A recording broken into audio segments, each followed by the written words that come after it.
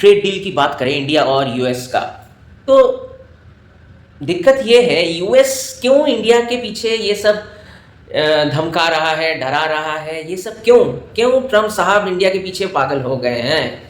Trump साहब बहुत चिंतित हैं इंडिया को लेके, क्योंकि इंडिया इन कुछ सालों में जिस तरीके से ऊपर आ रहा है, आगे आ रहा है और किसी पे डिपेंडेंट नहीं रह गया है।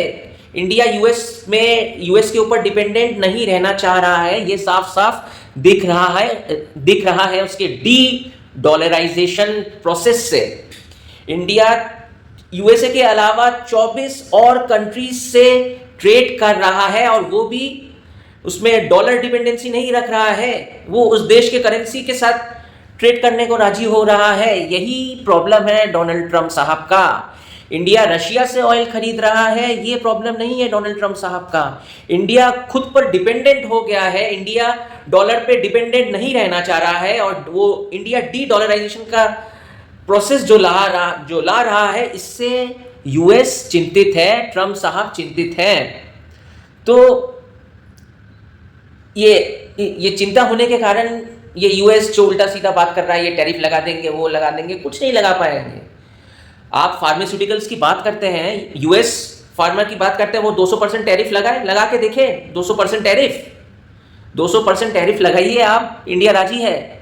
आपके देश में ही प्रॉब्लम हो जाएगा, आपके देश में ही महंगाई बढ़ जाएगी, लोग आपके अगेंस्ट में हो जाएंगे और आप एपीआई मैन्युफैक्चरिंग में जितना भी बोलिए, आप इंडिया पे निर्भर हैं। कोविड के समय याद करिए, क्या यूएस इंडिया के पास आया था, भाई थोड़ा दवाई दे दो, थोड़ा पैरासीटामोल दे दो, थोड़े क्लिनिकल मार्क्स दे दो, ग्लव्स दे दो।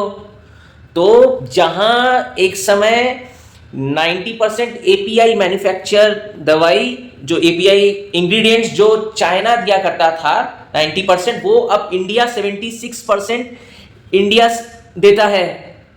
इंडिया मेडिकल हब की तरह क्यों तैयार हो रहा है? इंडिया धीरे धीरे बहुत आगे जा रहा है। यूएस जितना भी कर ले, इंडियन मार्केट ऐसा है, इंडिया का मार्केट इमर्जिंग और इतना बड़ा मार्केट है। यूएस, इंडिया को डिपेंडेंट नहीं रहना पड़ेगा, यूएस को डिपेंडेंट रहना पड़ेगा। इंडिया के पास ऑल्टरनेटिव है, इंडिया ने दिखा दिया इन कुछ दिनों में।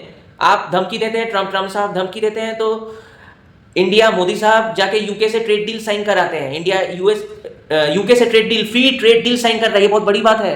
जो 8 साल से बंद पड़ा था, वो ट्रेड डील साइन किया।